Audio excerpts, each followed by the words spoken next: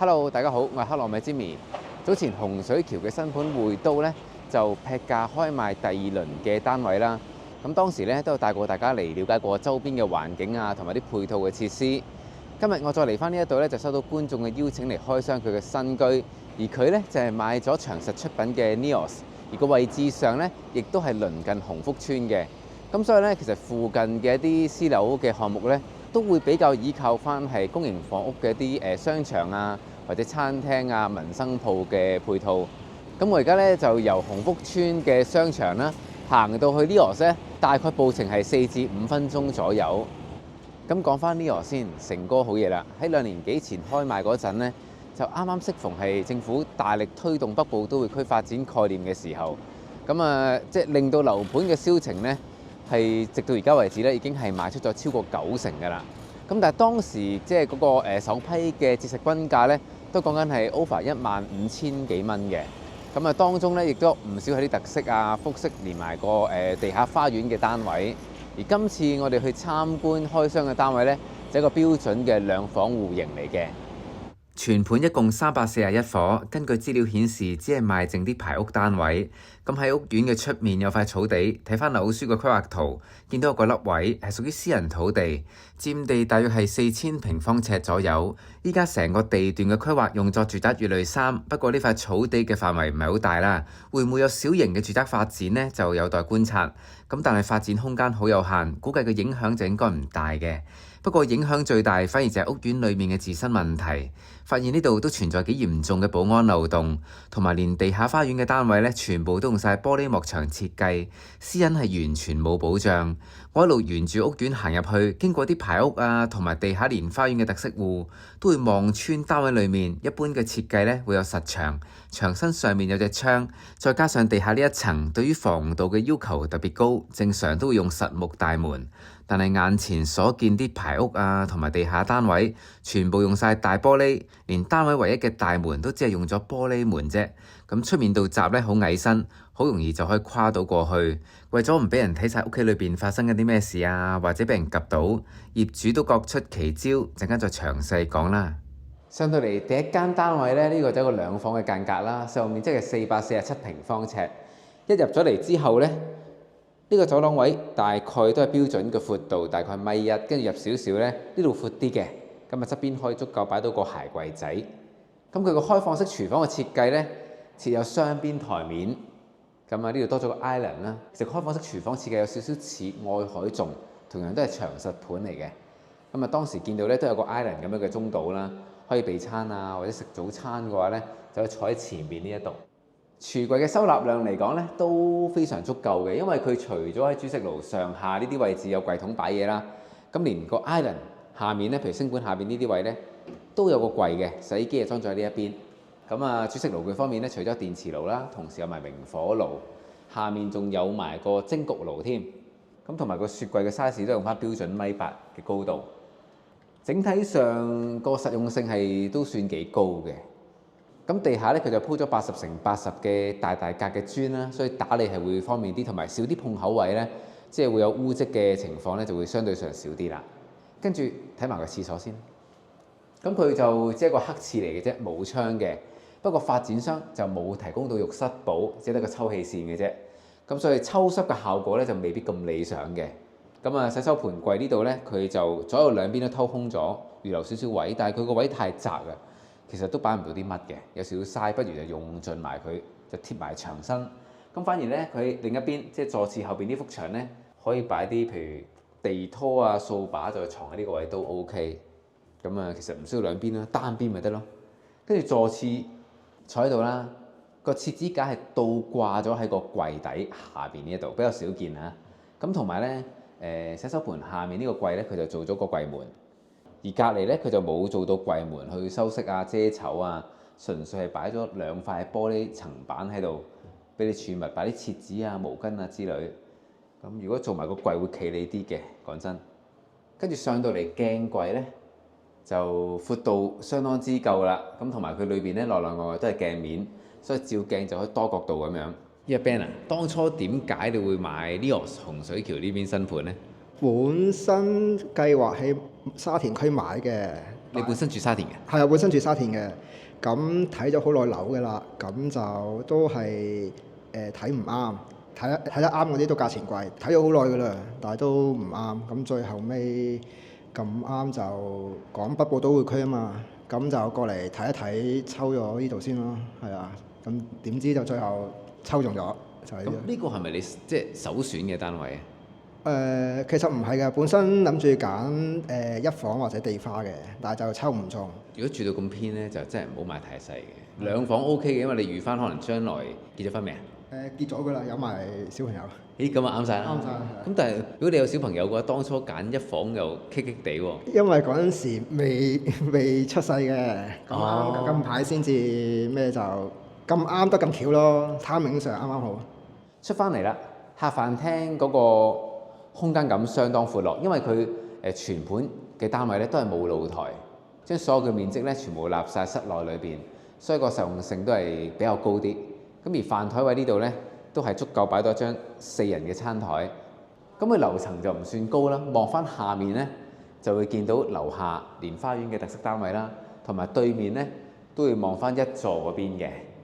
窗方面咧就做咗大隻，由頂到底，同埋係兩邊都開得嘅。咁啊唔單止啊，連中間呢塊大玻璃咧都做咗千秋窗，可以透氣啦。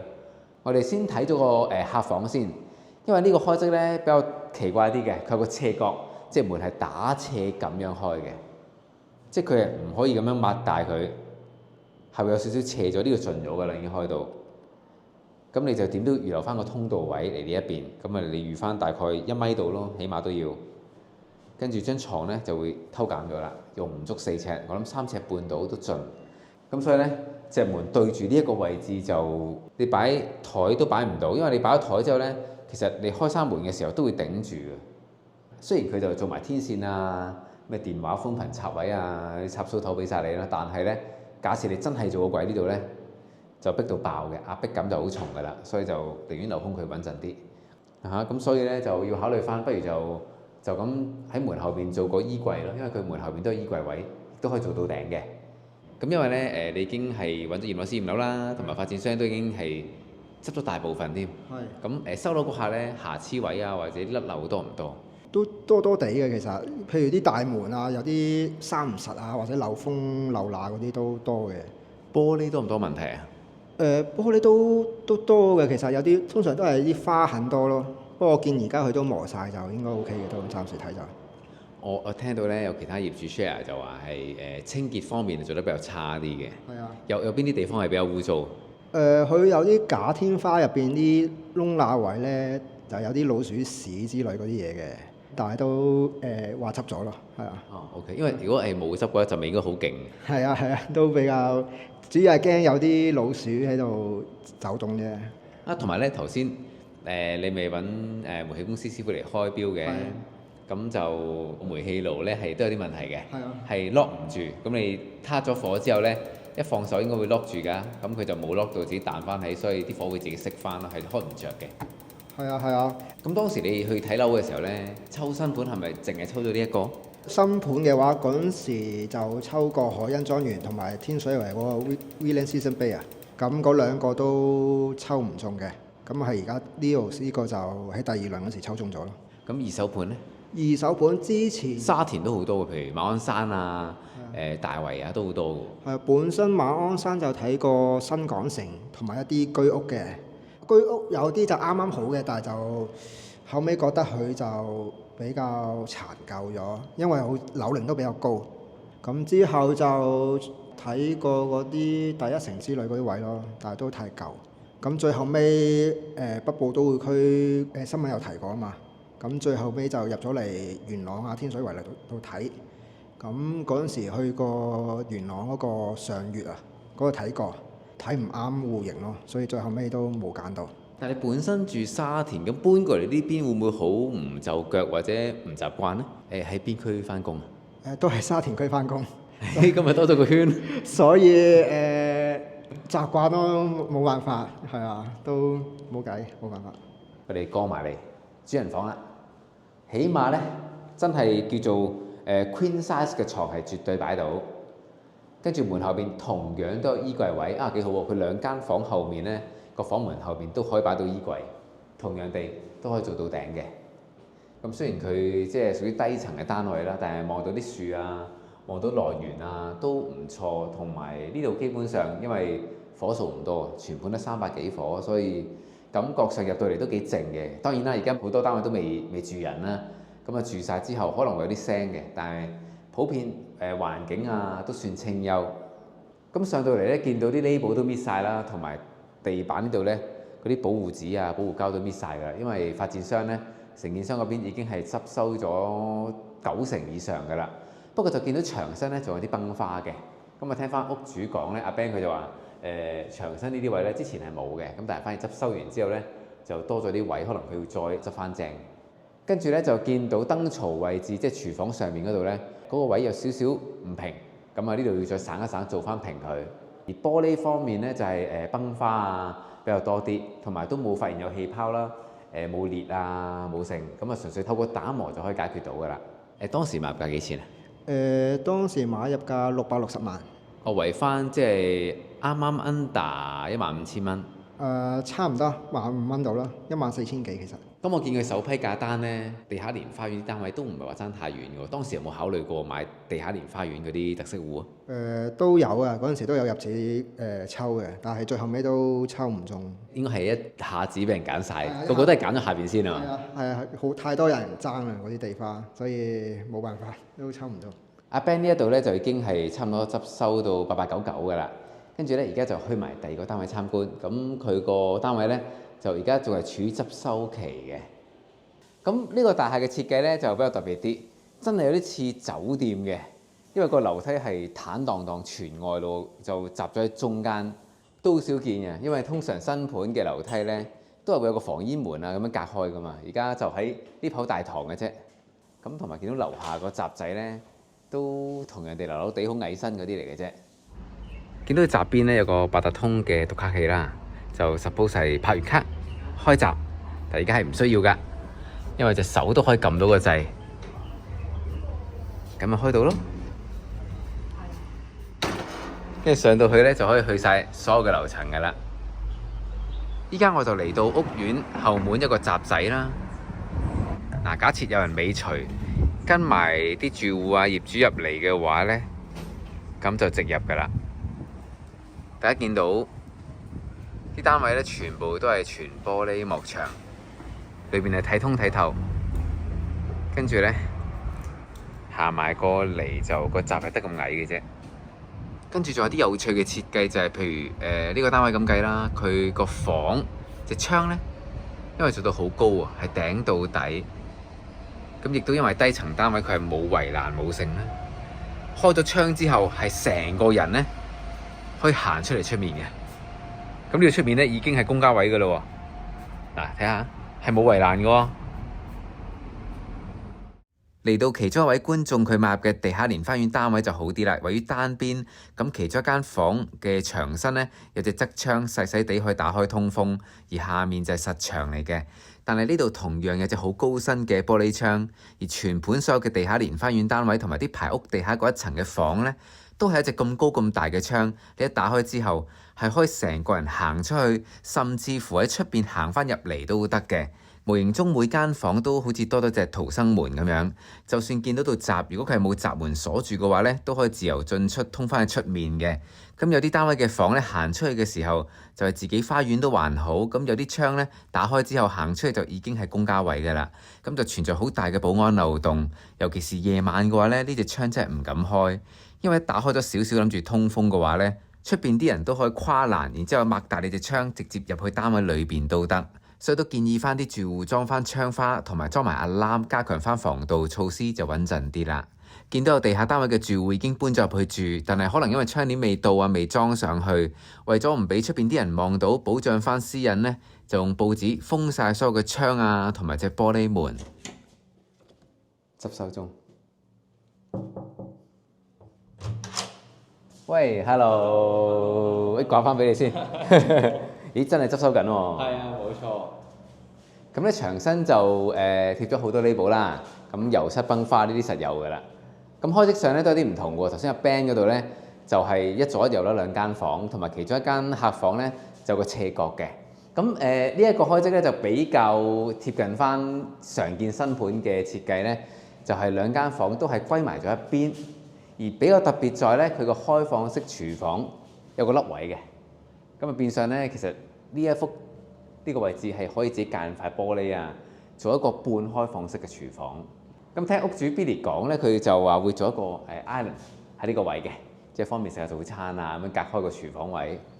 啊，同埋呢個廚房有窗添嘅喎，就望翻去咧就係天井嘅位置。咁見到吊櫃有一組過啦，上面一排都有地方可以擠嘢啦。跟住喺下面呢一組櫃咧，整體嘅收納量係 OK 嘅。咁啊擺咗好多雜物喺度，你唔好理佢，係啦。OK 嘅，夠用嘅。咁同埋佢有明火啦，同時有埋電磁爐添。咦，King size 床都擺到喎，有張6尺嘅床褥喺度。景觀方面咧，呢度就向西啦，所以會有西斜嘅情況。咁但係個私隱度啊，同埋個採光度咧，相對上就會高好多啦。對住前面咧，算係河定係渠咧？